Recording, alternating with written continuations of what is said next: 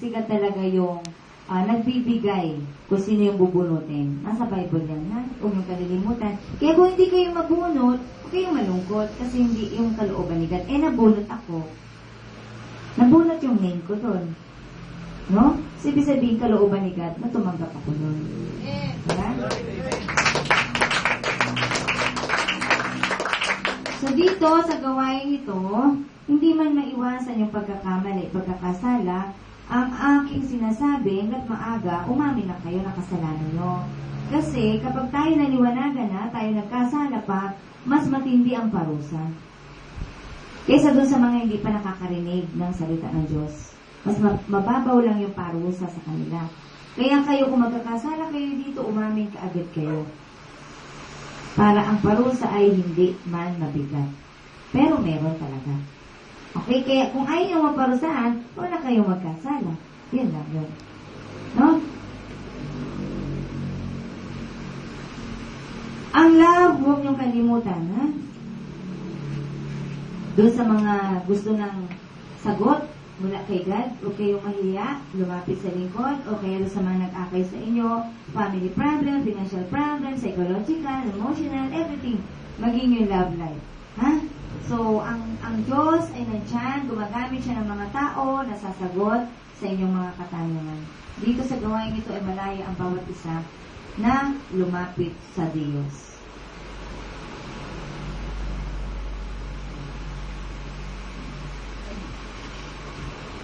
So, ibibigay ko muna sa inyo yung tinig ni God bago tayo matapos.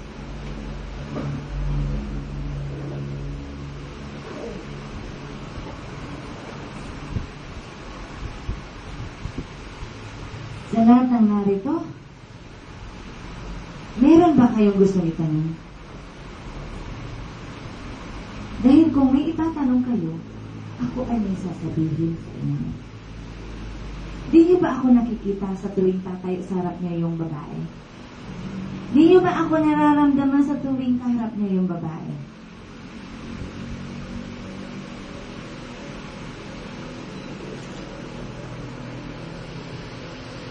Kung alam niyo lamang, kaya ko ginawa ito sapagkat gusto kong maiparamdam sa inyo kung gaano kalaki ang pag-ibig ng Diyos sa tao.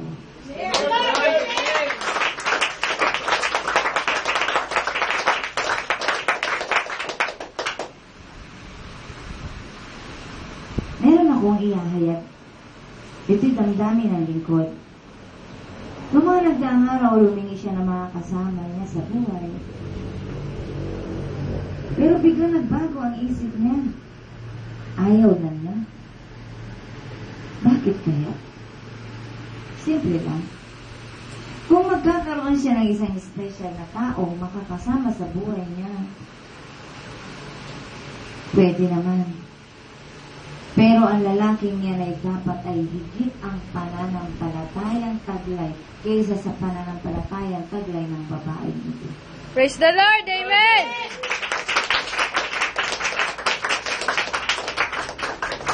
Kapagkat kung ang babae ang mas mataas ang faith kaysa doon sa lalaking makakasama niya sa buhay, ay iiwan din niya yung lalaki niya. Praise the Lord! Amen!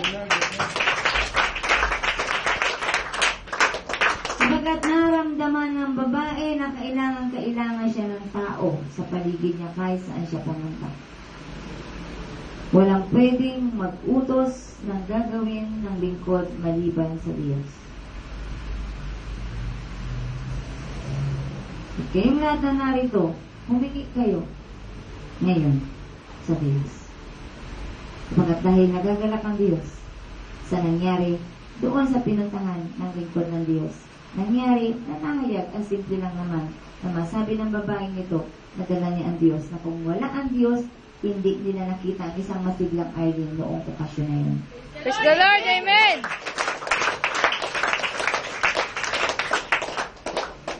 Kaya kung humihingi man ang babae ng mga kasama niya, eh para sa lahat yun.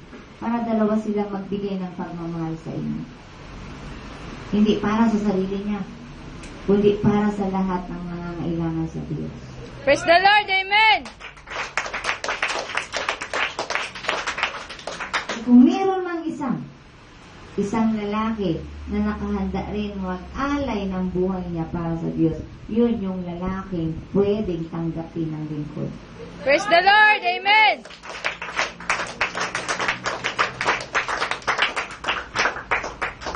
At ang lalaking yan, siyempre, tatayo din sa unahan para magsabi ng mga karunungan taglay niya galing sa Diyos. Isang lalaki na paglilingkuran din ng Diyos ng buong buhay niya at ibibigay din niya ang love niya buong buo para sa Diyos. Praise the Lord. Amen.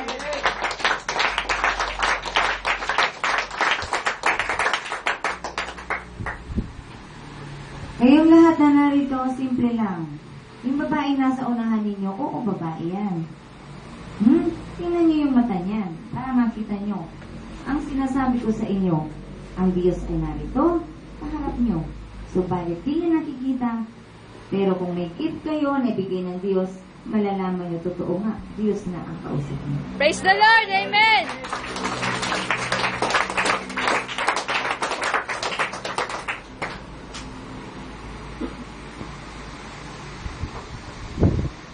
Huwag kayong huminto sa pagkahanap sa Diyos. Nasumpungan ng babae ang Diyos. Nasumpungan niya. Kaya nga yung iba, akala sila yung pinatatamaan. Sila yung sinasabihan. Ang totoo niyan, ang salita ng Diyos ay para sa lahat. Praise the Lord. Amen.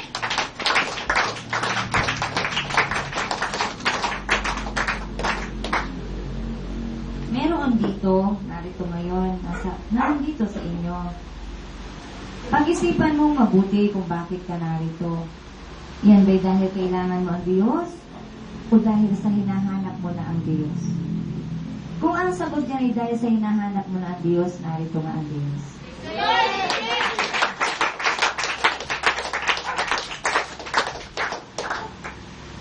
At walang naghahanap sa Diyos na hindi masusumpungan ng Diyos. Kayong lahat na narito, huwag na kayo magsayang ng panahon. Di nyo ba naiisip na napakasarap kasama ng Diyos? O kaya hindi nyo ba nararamdaman na kapag ang Diyos ang kasama ninyo, meron kayong kapayapaan? At kapag kasama ninyo ang Diyos ay hindi na kayo nangangailangan? Sapagkat sapat na ang Diyos sa buhay mo.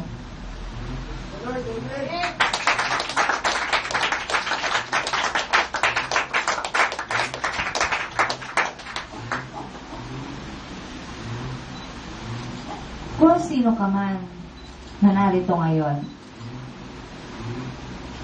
huwag ka na magsayang ng panahon. Maaaring bukas ay wala na. Maaaring bukas ay huli na.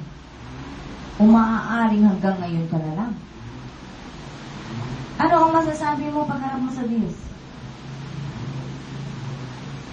Ano ang pwede mong ipagyabang sa Diyos kapag nakaharap mo na ang Diyos? The Lord. Amen.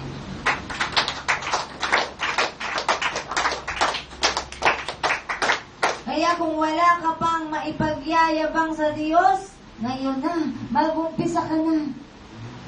Makipagpaligsahan ka sa mga bagay-bagay na patungkol sa Diyos.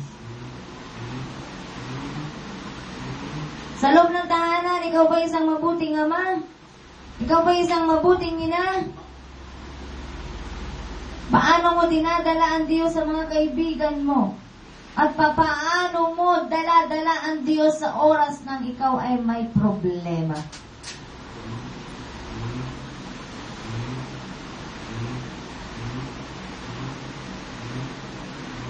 At diyan mo malalaman kung ang Diyos nga ay dala mo. Kapag may problema ka na, unang-unang tatawagan mo ang Diyos.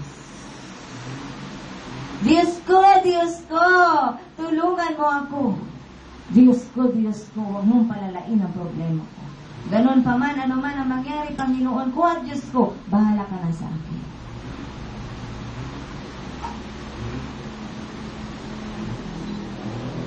Matuto kayong unang-una, Diyos ang tatawagin. Hindi ang taong pupuntahan nyo ng atingan ng tulog.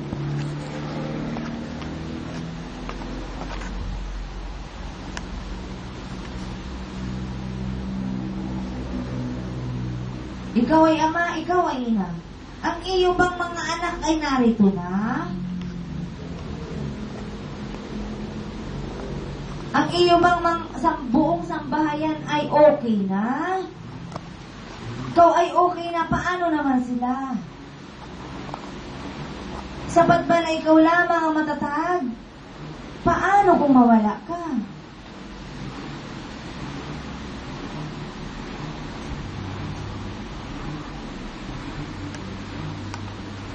Kaya dapat wala kayong sinasayang na panahon.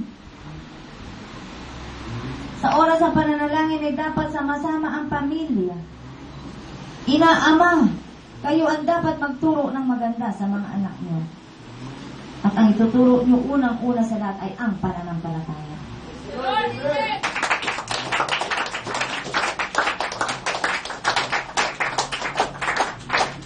Paano kung ikaw ay nakikita na hindi okay ang ginagawa mo?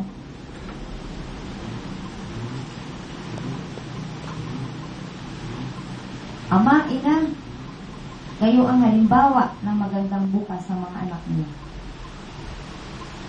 Sabi nga ng isang anak ko, ay, parang sarap manigarilyo. Ang sabi ng tatay ay, wag na wag mong gagayahin ang bisyo ko. Bakit naman po? Kung pwede ko lang ibalik, hindi sana ako umitit ng sigarilyo. Abagat ano ang sabi ng mga adik na sa sigarilyo? Yun na yung asawa nila eh. Hindi sila pwedeng mabuhay na walang sigarilyo. Bakit? Subukan mong pa-istapin yan. Subukan mong pahinto yan sa paninigarilyo. Tutulo ang laway niya. Kasi hinahanap-hanap na yung sigarilyo. Ito sa mga kabataan na narito, wag na wag ninyong isipin na mag-umpisa kayong manigarilyo. Wag na wag kayong mag-attempt pumasok sa bisyo. Kabagat ang bisyo ay nakaka-addict yan.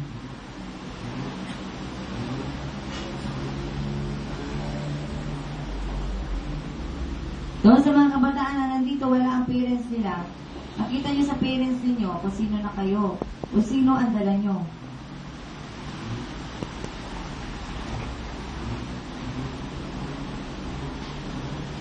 Lahat ay inaanyayahan dito ang tingin. Ay gagawin ng Diyos. Kung ngayong oras na ito ay magbago ang mukha ng babae, at ang mukhang babae ay maging isang mukhang lalaki, ano kaya gagawin mo? Tatakbo ba kayo palabas ng pinto? O tatakbo kayo palapit sa ulangan? Sino ang tatakbo palabas ng pinto? Taas ang kamay. Ibig sabihin at kayo matapang. Kung sa oras na ito ay magbago ang mukha ng babae at maging isang mukhang macho, maging isang mukhang matipunong lalaki, magagalak ba kayo? Praise the Lord, amen.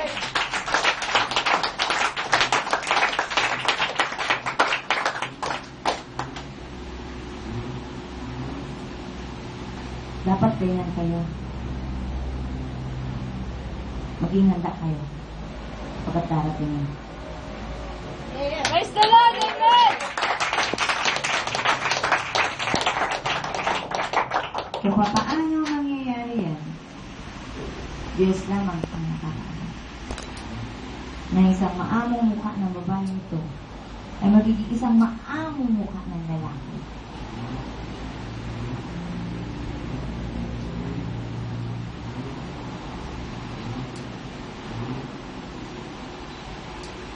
Kaya doon sa mga ama ng tahanan na napakabagal lumapit sa paanan ng Diyos, paano pa kaya ang asawa at mga anak ninyo? Kung kayo mga lalaki, ang babagal ninyo lumapit sa paanan ng Diyos. Kayo dapat magdala ng pamilya ninyo sa paanan ng Diyos.